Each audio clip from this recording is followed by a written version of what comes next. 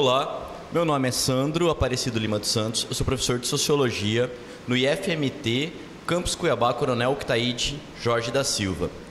Hoje nós vamos conversar com a Marisol Cadiege. Marisol Cadiege, nascida em Angola, depois se torna refugiada de guerra, migra para Portugal e depois adota o Brasil como sua pátria definitiva. Acompanhando na conversa com a Marisol Cadiege, nós vamos ter também o professor Cláudio Dias, da área de artes do mesmo campus.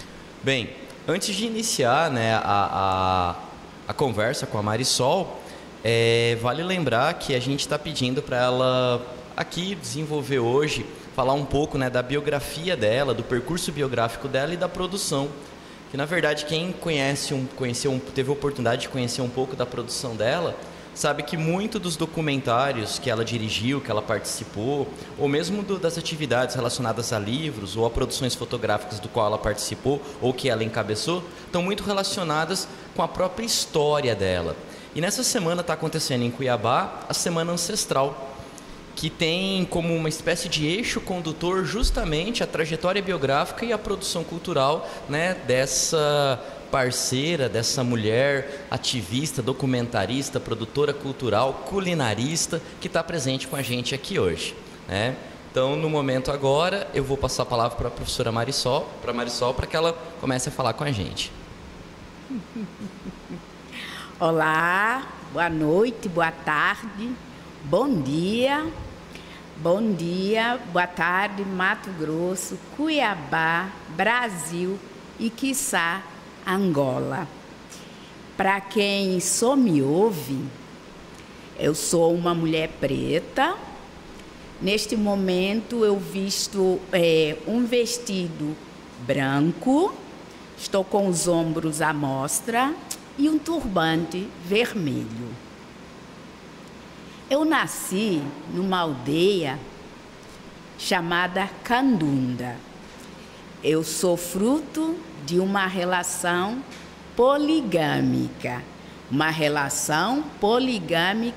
harmoniosa. Meu pai, Pedro Cadiege, era líder tradicional. Um líder tradicional em Angola, e eu sempre vou falar a partir daquilo que eu vivi. Não li nada, eu vivi aquilo, então trago para compartilhar com todos. Um líder tradicional em Angola, ele tem o papel de harmonizar a sua comunidade. Ele é o elo de ligação entre o poder executivo e a comunidade. Numa comunidade angolana, ninguém visitante entra no rio sem pedir licença. Seria a mesma coisa que eu chegar na casa do professor Sandro ou do professor Cláudio e sem pedir licença eu abrisse a geladeira. Então, o poder tradicional em Angola, ele se encarrega de manter a harmonia da sua comunidade, inclusive resolvendo problemas de relacionamento, problemas de partilha de heranças, problemas no momento de rituais fúnebres. Então, esse é o papel de um líder tradicional. E com isso, ele adquire também o direito de ter quantas mulheres ele quiser, poder conquistar e poder sustentar. Ah, mas a mulher em Angola não trabalha. Atenção, eu estou falando, por exemplo, de 1966, que foi o ano que eu nasci. Porque se vocês acharem que vão chegar em Luanda e vão encontrar essa... Não, tá? Mas a cidade de Luanda tem um soba grande. Tem um soba grande que, por exemplo, ele abre as cerimônias do carnaval. Ele ajuda a harmonizar a natureza com a comunidade. Eu estou falando, por exemplo, do ritual não posso esquecer o nome, que existe uma coisa em Angola chamada calemas. É quando o mar está muito bravo em busca dos seus espaços que lhe foram tirados pelo homem, se achando civilizado, e então ele causa grandes estragos. E como é que o mar é sossegado? Quando o Soba coordena um ritual para a quianda. Se vocês quiserem perceber, a quianda está para a sociedade angolana como Emanjá está para Salvador, entende? Então, aí, na minha aldeia, todas as mulheres do meu pai, eu chamo de mãe. Todas são minhas mães. E, por exemplo, quando uma vai para a lavra, ou para... A lavra aqui seria para o campo, né? Quem ficou, cozinha para todos os filhos, tá? Na época da colheita do café, que é uma época muito presente na minha memória, a gente ia para os cafezais, né? E todas as refeições são feitas juntos. E a coisa mais incrível que eu vejo, aquela cena assim, é quando as nossas mães, à noite, né? Num cafezal, por exemplo, à época, nem na minha aldeia tinha luz. Então, eu me lembro que se acendia fogueira e aí as mães ficavam contando histórias. E os meus irmãos mais velhos, hoje eu tenho irmãos de 70 anos, o Mano Moisés tem 70 anos e ele é o meu arquivo da família, né? Então, alguns episódios que eu conto, eu chamei ele um dia, Mano, senta aqui, vamos conversar, né? Porque você é o meu arquivo. E aí, então, eu me lembro uma vez que os meninos ficavam contando histórias de horror. E eu vi com muito medo, e assim. E a mamã Madalena, ela saiu em minha defesa e contou uma história mais horrorosa ainda. E os meninos ficaram todos com medo, sabe? Então, essas memórias é que também me fazem viver. Então, para dizer que a poligamia condenada, tida como pecado no Ocidente, ou levada como pecado pelas igrejas que chegam lá e invadem o nosso território, e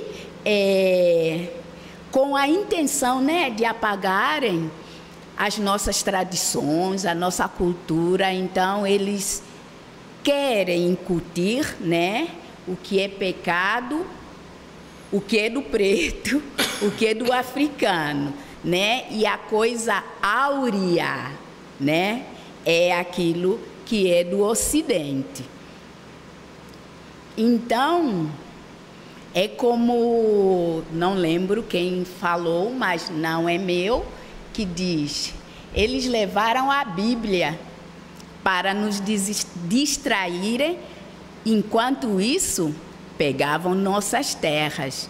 E foi um pouco essa história da colonização em Angola. Eu não sei se hoje acontece, mas quando eu morei em Portugal, eu fui a algumas casas de brancos que eram colonos, e na casa deles você poderia ver, por exemplo, chifres de elefante, sabe? Ou seja, mesmo eles saindo às pressas, eles fizeram questão de trazer até aquele patrimônio, entende? Então, isso tudo, lógico, para voltar a dizer que eu sou fruto dessa relação poligâmica harmoniosa. Muito obrigado, Marisol. Passar a palavra para o professor Cláudio agora. Boa tarde. É um prazer estar aqui contigo, Marisol, com o Sandro também. Cristóvão ali, a Jussara aqui nos bastidores, né? Sim. E o Cristóvão, através do MISC, teve essa ideia, né? De construir essa atividade durante a semana. Nós estivemos juntos, né, no sábado fazendo a Rota Ancestral, que também foi para mim foi a primeira experiência na rota. Eu gostaria que você falasse um pouco, porque você esteve aqui em Cuiabá na década de 80, né? O que você viu nessa Cuiabá da década de 80, o que você vê agora da perspectiva social também do movimento negro? Você tem passado por vários lugares, essas vivências dentro de vários espaços que tem o movimento negro, que tem a cultura negra predominante, como a Rota Ancestral, como a Casa das Mulheres, né? E também o que a Marisol mudou dos anos 80 para cá, e como pessoa, como cineasta, nessa tua trajetória. Professor Cláudio e professor Sandra, eu peço que, se eu esquecer de alguma coisa dessa pergunta, vocês me lembrem. Então, eu devo começar por dizer que, depois de sair de Angola, eu passei um bom período em Portugal, né, como refugiada. E lá eu fui pega por um casal, ela brasileira e ele português. E aí esse casal resolve vir para o Brasil. E eu fui trazida com eles. No Brasil, então, eu morei no Paraná, né, numa cidade chamada Realeza. Depois eu fui para Curitiba. De Curitiba, eu vim para o estado do Mato Grosso. Eu fui morar em Guarantã do Norte. E depois eu vim para Cuiabá. Dizer que quando eu cheguei em Cuiabá, isso para falar de Cuiabá daquela época, eram anos 90.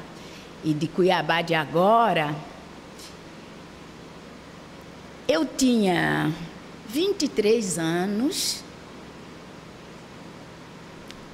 Por circunstâncias da vida, sem a consciência daquilo que eu era, apesar de ter essas memórias, como eu relatei há pouco, de Angola, mas durante mais um grande período foi incutido aquela coisa que o racismo faz. Foi incutido que, vou já falar da mulher preta, não servia para nada. Preta, morar na casa de uma família branca, eu tinha que me sentir privilegiada. Apesar de que eu morava lá e trabalhava, fazia absolutamente todo o trabalho, não recebia nada. Então, diríamos que era o quê? Solidariedade com uma criança refugiada?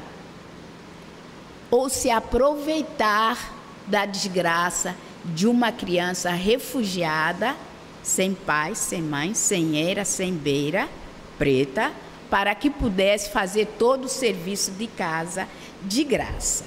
E para mim o maior crime, então, dessas pessoas, dela. Mas ele também, porque quem cala consente, né? Incutir na minha cabeça que nós não servíamos para nada, muito menos para sermos amados. E então, vejam vocês que eu, às vezes, já repeti isso, né? Geralmente, eu não gosto muito de repetir as mesmas coisas, porque se tiver várias pessoas que já me assistiram ontem, anteontem, estão ouvindo a mesma coisa? Não, dá um Google que acha.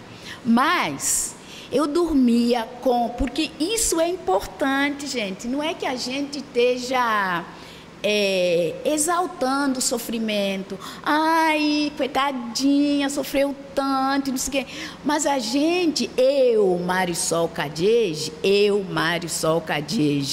eu preciso não esquecer isso, para não permitir que mesmo hoje, em 2023, o sistema possa, né, me submeter a uma escravização velada. Você entende? Então eu preciso lembrar desse passado, para mim é uma estratégia de me resguardar, entende? Então eu dormia com folha de couve nos olhos, grampo de roupa no nariz, com a esperança de afinar o nariz para eu me assemelhar àquilo que até hoje prevalece como padrão de beleza, né? Então foram anos bem desafiadores, mas que eu os tenho, por não esquecer, também como trampolim para o que eu sou hoje, ou para aquilo que vocês veem aqui sentado na vossa frente. Então, em Brasília, desculpem, em Cuiabá, eu conheço pessoas muito importantes na minha vida. O Clóvis, a Josinildes do Rosário, o Cristóvão Luiz, à época, vereador Aurélio. E, com isso, eu sou levada para o movimento negro, para o movimento sindical e para o movimento político, né? Então, eu começo a dar os meus primeiros passos na militância, que hoje é a base da construção desse ser humano que é Marisol Cadege. Porque se não fosse a militância, embora eu tenha pós-graduação, 2 pós-graduação em jornalista, esse currículo que o professor Sandro falou um pouco, mas se não fosse, aspas, régua e compasso que Cuiabá me deu, eu não estaria esse ser que fala aqui hoje. Mas em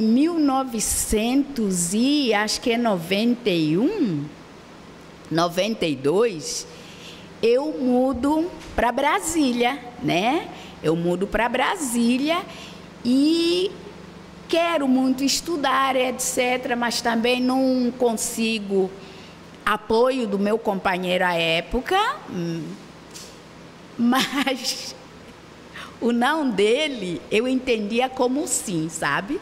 Então aí comecei a estudar e tal, mas o que me incentivou muito mesmo foi um incômodo profundo que eu sentia. E eu me lembro, eu acho que no primeiro encontro de estudantes negros e negras do Centro-Oeste, promovido pela Universidade de Brasília. E quando eu fui, eu percebi muitos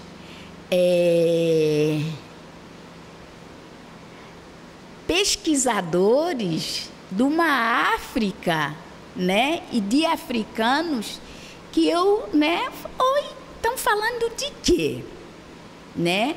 E aí eu começo a sentir esse incômodo de me sentir representada por quem não era a representatividade para mim. E aí eu, não, mas eu tenho que dar um jeito, né, de estudar, sabe? Como que eu, uma angolana, alguém está falando de Angola e eu não tenho como fazer uma pergunta, né? E ele nem sequer foi a Angola, leu um monte de livros, juntou e... antropólogos e historiadores de gabinete, né? E então, com isso também, eu junto o fato de 24 anos depois eu ter reencontrado a minha família, e em 1998 eu vou a Angola, 24 anos depois, para ter um encontro, a bem dizer, de DNA. Estou pulando muitas coisas porque na Secretaria Municipal da Mulher eu fiz um relato gigante, né, porque essa vivência foi baseada na minha vida. Fiz um relato com mais detalhes. E aí quando eu estou em Angola e vejo meu povo, a minha família, sabe? E eu ainda assim, porque eu saí daqui, eu não tinha nem o 2º grau, gente.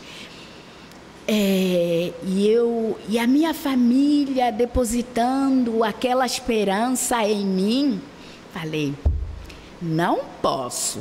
E tomei aquilo como missão. Então, quando cheguei, voltei, né? Eu já tinha aqui o Iodara, que são os meus filhos, meu filho e minha filha. E aí, então, eu começo a estudar com aquela missão de que, se eu tivesse que narrar histórias, seriam as histórias do meu povo. E então, quando eu volto a Cuiabá de hoje, 32 anos, eu fui ali na igreja de São Benedito e Nossa Senhora do Rosário. Ali eu vi a Cuiabá daquela época, porque ali era um espaço que eu ia muito, mas para manifestar. Não lembro ter entrado na igreja para rezar, mas a gente ficava ali fora, recitando palavras de ordem e alguns cânticos, até cânticos mesmo da igreja católica, né, para São Benedito. Então, isso eu vi aquela Cuiabá, mas andando pelas ruas, gente, não conheço nada, não reconheço nada. Mas é claro que essa Marisol que volta a Cuiabá, graças a essa colcha de retalhos orquestrada aí pelo meu irmão Cristóvão Luiz, que junto com vários parceiros fizeram com que me deram a oportunidade de poder voltar. É uma Cuiabá que eu não conheço, né? Porém,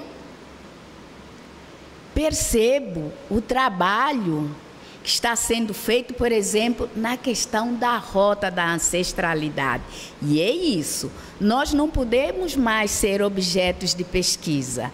Nós podemos não só pesquisar as nossas histórias, registrar as nossas memórias e termos esse patrimônio para que os que vierem depois da gente, as gerações que vierem, quando a gente já tiver fechado os olhos, possam conhecer a história, conhecer inclusive os episódios de crueldade que aconteceram aqui para que essa Cuiabá fosse erguida, e não é mentira nenhuma, por mãos pretas, né?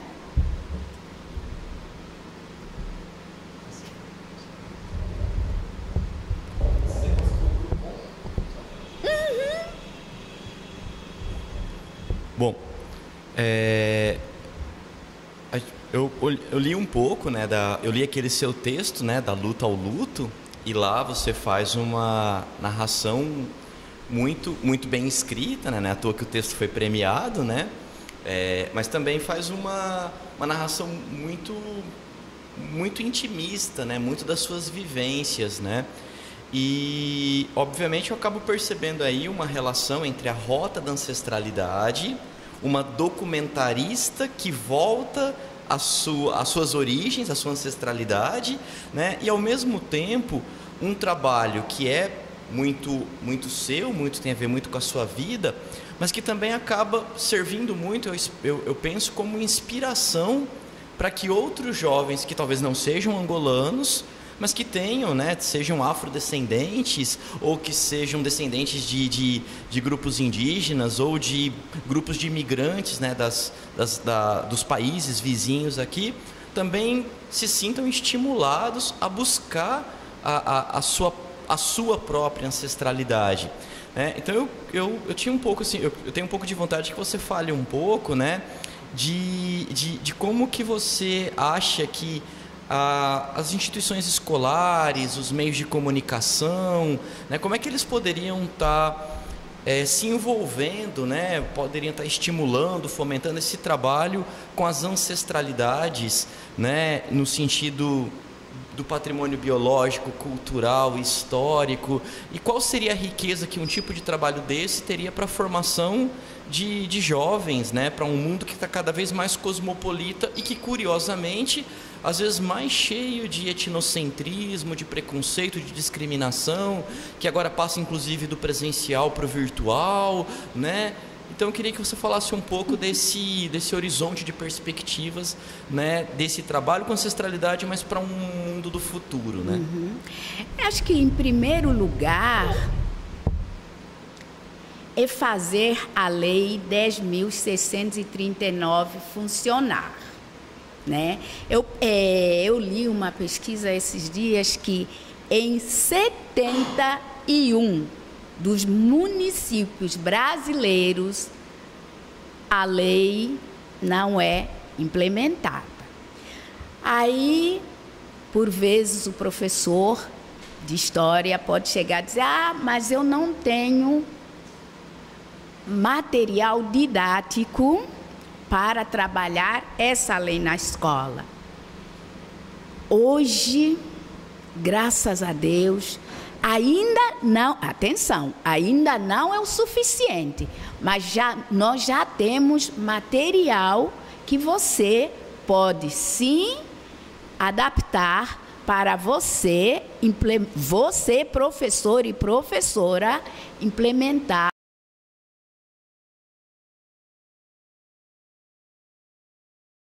só bonecas Barbies, mas que a partir do momento que você, num painel da sua escola, e não é só, gente, em 13 de maio ou 20 de novembro, preta e preto existe o tempo inteiro, não é só nesse mês de maio ou nesse mês de novembro. Eu, inclusive, já começo a questionar que chega mês de novembro, gente, você quase não tem agenda.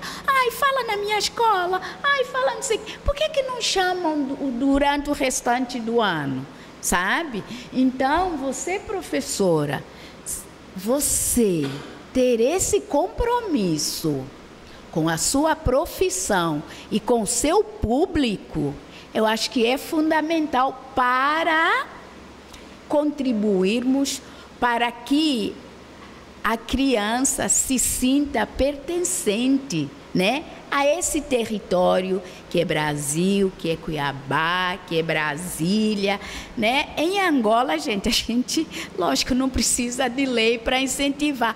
Porém, também existem lacunas, porque as pessoas que escreveram a história de Angola e, quiçá, de África, também escreveram a partir de uma perspectiva colonialista, catolicista, já falei isso, imperadora, entende? Então, também, no nosso país, a gente também tem que fazer esse trabalho. Eu não sei se poderíamos queimar todos os livros de história, escrever outros, sabe? Porque a coisa é grave, o que foi feito. É um crime que eu, às vezes, me pergunto se tem perdão, sabe? Às vezes, fico em dúvida se é possível perdoar isso que foi feito, sabe? Que é um crime de desumanização. Então, dessa forma, eu acredito muito que as minhas produções, geralmente nos textos, artigos e tal, eu já saio daquele cânone acadêmico, né? Escrever em terceira pessoa, porque nós. Não, eu gosto muito de escrever na primeira pessoa. Então, para que as pessoas que leem o que eu escrevo, que assistem os documentários, possam não só conhecer, no caso, a cultura angolana. Estou falando, por exemplo, dos 4 documentários que eu tive, que foi um presente que a televisão pública de Angola me deu, e de reconhecer, porque quando eu chego a Angola para trabalhar na televisão pública de Angola em 2007, eu também era considerada estrangeira no próprio país. Tanto é que os meus documentários, eles sempre foram visionados, não sei se as pessoas estão familiarizadas com esse termo, porque mesmo aqui no Brasil, eu sou repórter e produtora num canal de TV, e mesmo quando eu falo visionar, né, mas é verificar aquele conteúdo audiovisual, né, para ver se ele está ok. E então os meus documentários sempre foram visionados pelo diretor de programas. Por quê? Chegou essa moça aqui, que diz que é angolana, estudou no Brasil. Brasil é muita liberdade. Então vamos ver se o que tem nesses documentários, se ela não fere. Muitas coisas foram cortadas. E eu, diretor, você quer que o seu documentário passe na televisão pública de Angola? Porque você, inclusive, está sendo paga como documentarista para isso. Então, você corta do minuto tal ao minuto tal, né? Então, eu espero e está realmente sendo concretizado esse trabalho, servir como instrumento de aprendizado. O documentário Xinguilamento, a Força dos Ancestrais, ele, eu arrisco dizer que é o mais visto fora de Angola. Porque ele é rodado em câmaras legislativas, em casas de religiões de matriz africana, geralmente seguidos de uma roda de conversa. É claro que eu chego nesses lugares não como xinguilante. Xinguilante é a pessoa que pratica o xinguilamento em Angola, que é um ritual de possessão. Eu não chego nesse papel porque, né, não sou xinguilante. Eu chego no papel de documentarista. Aí eu falo um pouco da motivação da construção desse conteúdo e dou as referências que estão no documentário. Por exemplo, o Felipe Vidal, o antropólogo historiador, é uma pessoa que, quando me perguntam sobre, é a minha referência como historiador, como pensador. Aliás, o Felipe, gente, ele é a própria África. Quem assistiu o documentário vê, o Felipe é a própria África. Então, esqueci alguma coisa, gente? Falando essa professora. Por favor, digam aí. Então, o meu trabalho, as minhas produções, como eu falei, eu sou repórter e produtora num canal de TV que é o primeiro canal de TV brasileira com a linha editorial em comunicação positiva. E aí, sempre eu levo como sugestão de pauta uma pauta preta. Passa sempre? Não, mas eu faço questão de levar e argumentar. Ai, Marisol, mas né, senão, por que a gente então não vai falar dos povos indígenas? Errado. Por que nós não vamos falar da questão tal? Falei, gente, não dos povos indígenas. Porque sobre os brancos se fala todo dia. E sobre nós pretos e povos originários, quando somos retratados na mídia, né? Tirando agora que temos uma ministra dos povos originários, temos um ministro de direitos humanos preto, temos uma ministra da igualdade racial preta, sabe? Então, tirando, mas sempre somos colocados como a maior população carcerária do Brasil, mas ninguém se pergunta o porquê, né?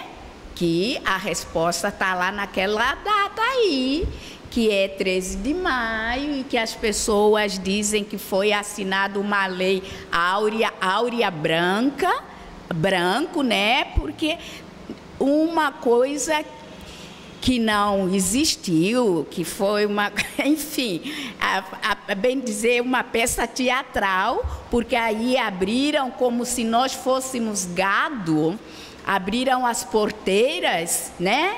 E foram colocando as pessoas. E nisso abrem as fronteiras para pessoas holandeses, italianos, alemães e whatever chegarem com direito a um pedaço de terra, com direito a umas cabeças de gado, né?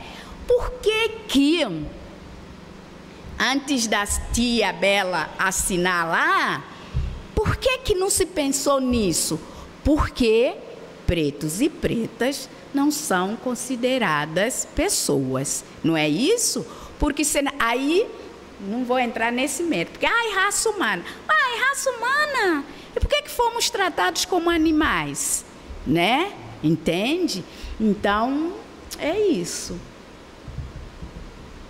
Marisol, como é que você vê e acompanha essa nova geração aí de cinema negro que está surgindo, uma galera produzindo, os vários coletivos aqui em Cuiabá? Não sei se você teve contato com o pessoal do coletivo Quarterê, que faz a mostra de cinema negro, você deve saber um pouco desse movimento.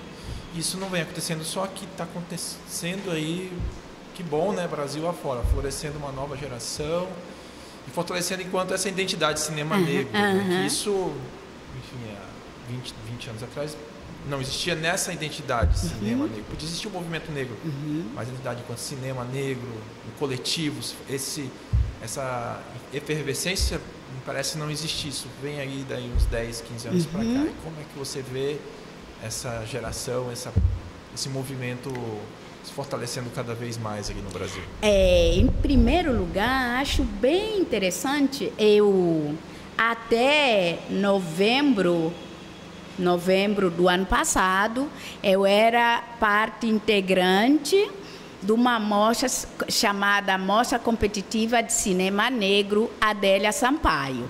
Adélia Sampaio é considerada por pensadores, cineastas negros e negras, como a primeira mulher negra a realizar um longa-metragem de ficção. Ela foi homenageada. E aí, então, quando a gente fala de cinema negro, legal, é uma coisa que está em construção. Então, construir esse conceito, cinema negro. Eu, Marisol Cadiese, entendo por cinema negro aquela narrativa construída a partir do ponto de vista de um cineasta ou de uma cineasta negra, contando, narrando nossas histórias de afeto, nossas histórias de vidas negras, né?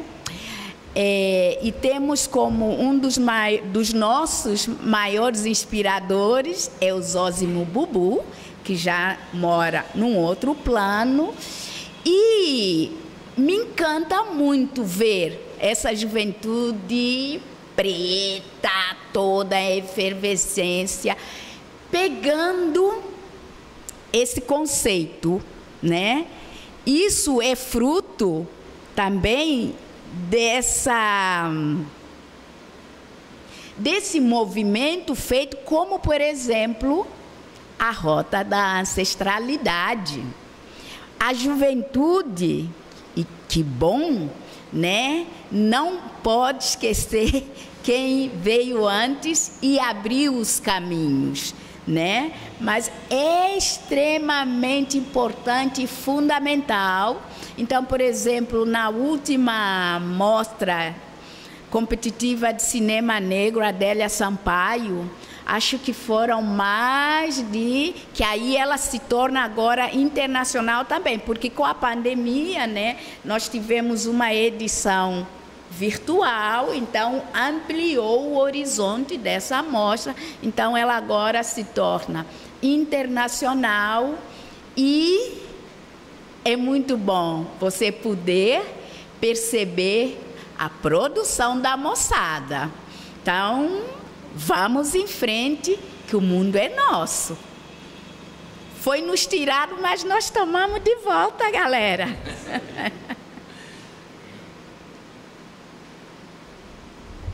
Bom, a gente teria, acho que muito assunto para estar conversando aqui durante um período muito grande, né? Acho que a sua trajetória pessoal e profissional traz, né, à mente uma série de assuntos e temas, e você é uma narradora muito envolvente, né?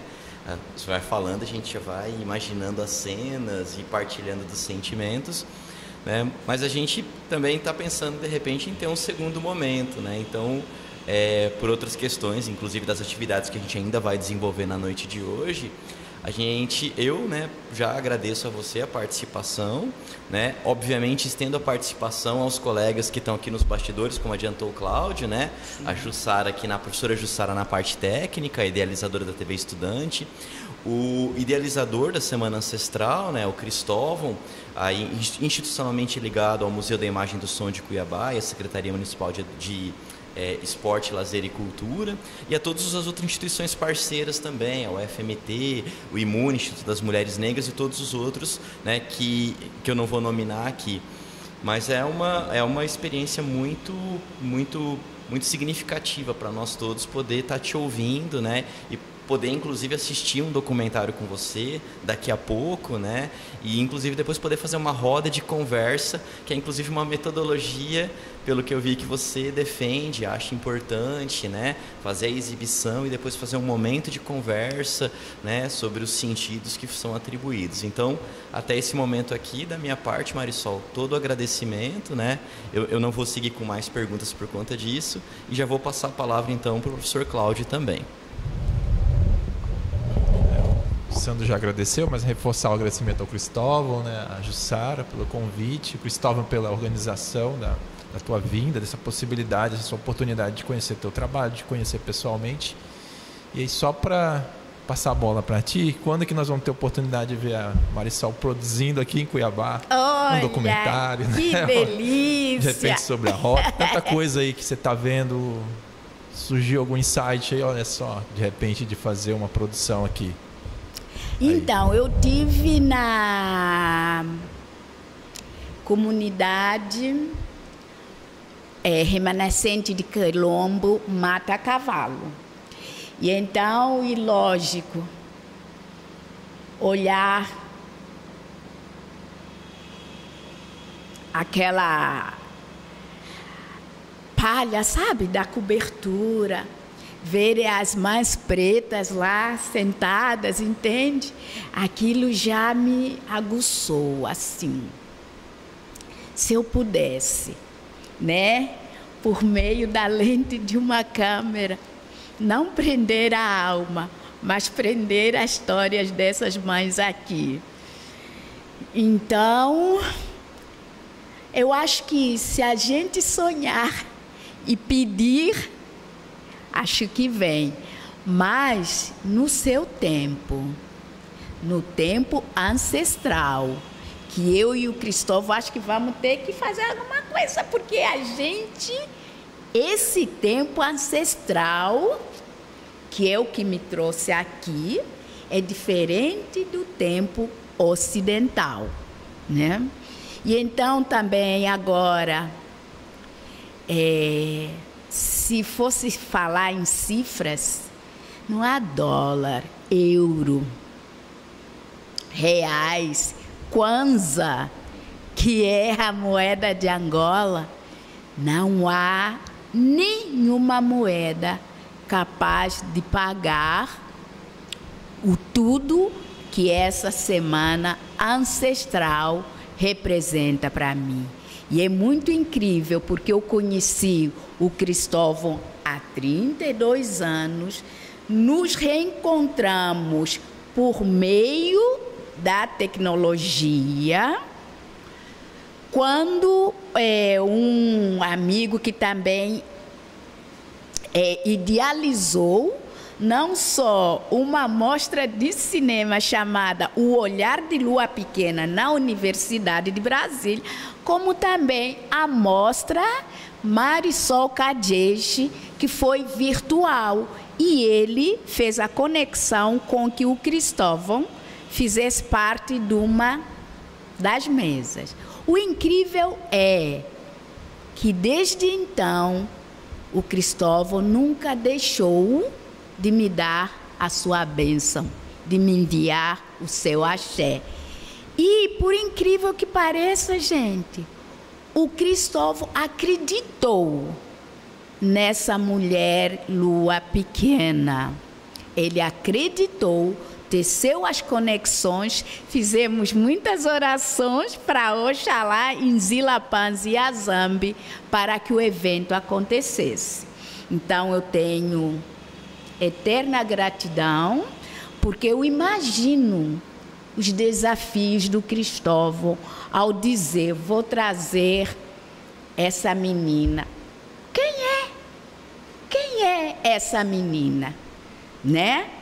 Mulher, né? Só quero ser a jovem, gente. Então, agradecer muito ao Cristóvão, porque ele orquestrou esse coletivo que envolve o Instituto Federal do Mato Grosso, envolve a Universidade Federal do Mato Grosso, envolve a Casa das Pretas, envolve a Rota da Ancestralidade, envolve a Web TV Kizomba, envolve o Cinturão Sementes Verdes, envolve afeto,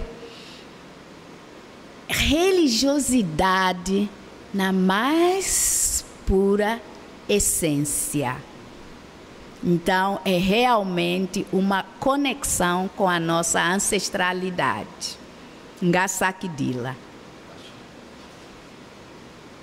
A Lei 10.639 na sua sala de aula, porque é a partir da representatividade de crianças saberem que são descendentes de reis e rainhas, que temos heróis e heroínas, aquilo que nos orgulhe, que não tenhamos